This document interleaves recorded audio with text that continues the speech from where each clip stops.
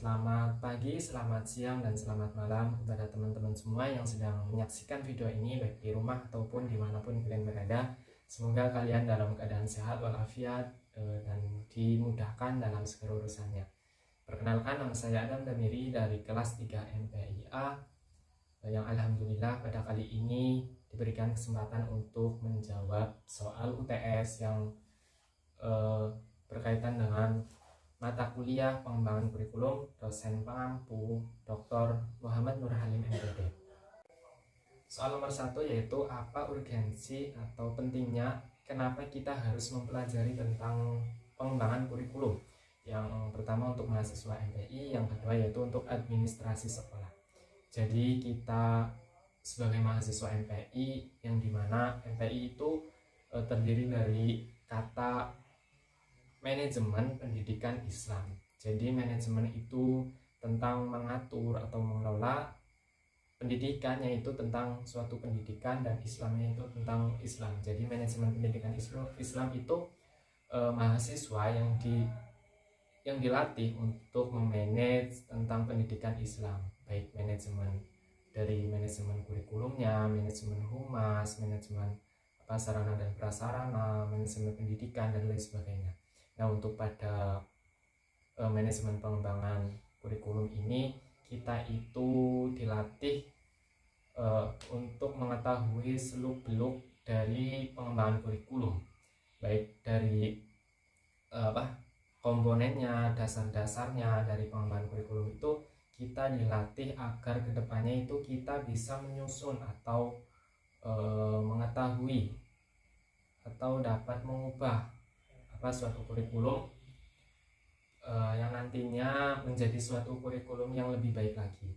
Dalam pengembangan kurikulum ini kita dilatih untuk merencanakan, melaksanakan atau mengevaluasi kurikulum yang ada. Dan jadi kita dilatih tentang dasar-dasarnya juga di dalamnya kita. Terus komponennya juga ada.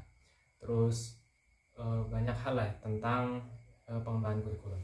Baik, itu dari pentingnya mahasiswa MPI karena nanti kita akan dijadikan sebagai penerus para pengembang dari kurikulum ini.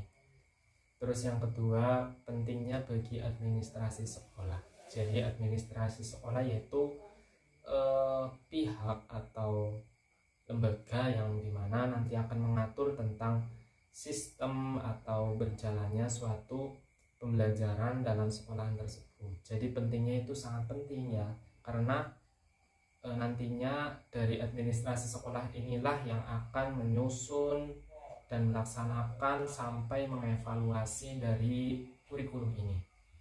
Gitu. Jadi administrasi sekolah ini adalah pihak yang mempunyai wewenang tentang suatu kurikulum pada lembaga sekolah tersebut. Jadi ibaratkan sebagai mobil, kurikulum ini sebagai mobil, atau administrasi sekolahnya itu sebagai orang yang mengendarai mobil, ataupun orang ini bisa mengemudi mobil, bisa mengendarai atau bisa memperbaiki kalau rusak dan bisa mengganti. Itulah tentang administrasi sekolah. Lanjut ke soal yang kedua, yaitu tentang apa sih hubungan antara landasan kurikulum dan komponen kurikulum. Jadi dalam komponen kurikulum itu terdapat empat komponen. Yang pertama ada komponen tujuan, yang kedua ada komponen materi atau isi, dan yang ketiga ada komponen proses, yang terakhir ada evaluasi. Nah, pada komponen tujuan ini harus dilandasi dengan filosofis yang nantinya akan membentuk masyarakat tentang jiwa kepancasilaan. Terus harus dilandasi juga dengan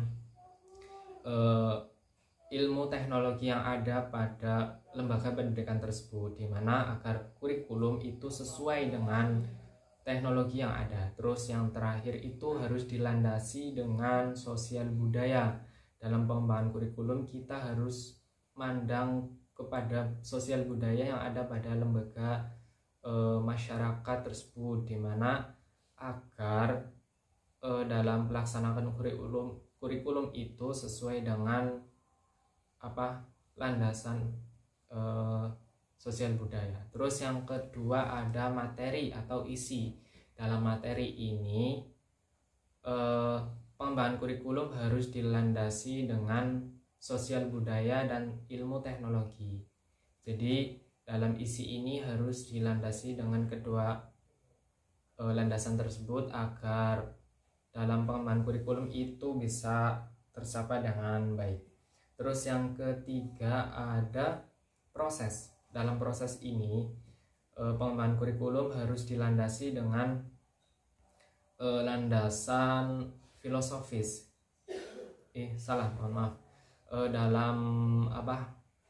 Dalam proses ini pengembangan kurikulum harus dilandasi dengan psikologis yang nantinya dalam menerapkan kurikulum itu sesuai dengan keadaan psikologi anak. Terus harus dilandasi dengan ilmu teknologi yang ada. Nah, pada komponen yang terakhir itu ada evaluasi. Dalam komponen evaluasi itu harus dilandasi dengan filosofis.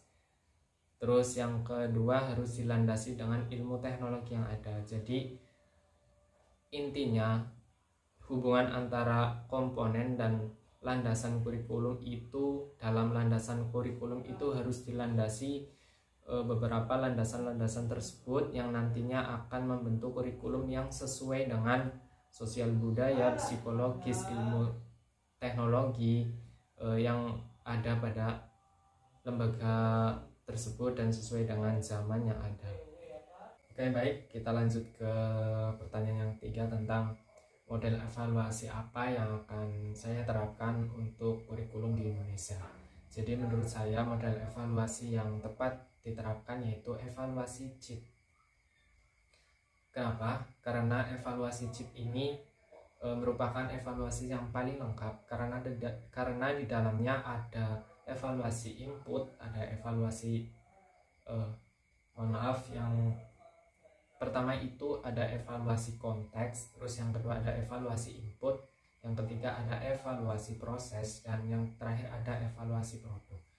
Dari evaluasi ini akan menjadi satu evaluasi yang sangat tepat diterapkan karena mencakup semuanya, mulai dari konteksnya, dari mengevaluasi suatu lembaga itu, terus dari inputnya kita juga mengevaluasi yang dimana mengambil kekurangan-kekurangan atau kelebihan yang ada pada lembaga tersebut. Terus yang ada juga tentang evaluasi proses yang di dalamnya menilai tentang proses berjalannya suatu kurikulum pada lembaga tersebut. Dan yang terakhir ada evaluasi produk yang di dalamnya akan mengevaluasi seluruh kurikulum yang sudah kita bentuk, kita susun, yang kita evaluasi agar kedepannya bisa menjadi kurikulum yang lebih baik lagi. Kemudian apabila saya menjadi Menteri Pendidikan, hal yang saya akan lakukan yaitu yang pertama akan memfokuskan kepada evaluasi ini, pada evaluasi CIP. Yang kedua akan mengumpulkan informasi yang ada dari hasil evaluasi tersebut. Yang ketiga dari informasi tersebut kita cari apakah kita harus terus meneruskan kurikulum tersebut, ataukah kita harus merubah, atau kita harus mengganti kurikulum tersebut agar kedepannya sesuai dengan apa yang sesuai dengan lebih baik lagi lah kurikulumnya. Jadi itu yang mungkin saya lakukan. Kita sebarkan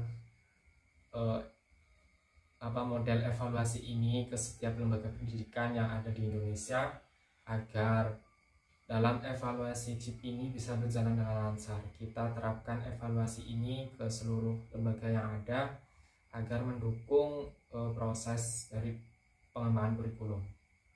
Ya mungkin itu saja teman-teman semua yang dapat saya jawab dari soal UTS mata kuliah pengembangan kurikulum. Mungkin banyak kurangnya atau banyak salahnya, saya mohon maaf yang sebesar-besarnya. Terima kasih dari saya. Sampai berjumpa lagi. Sekian, wassalamualaikum warahmatullahi wabarakatuh.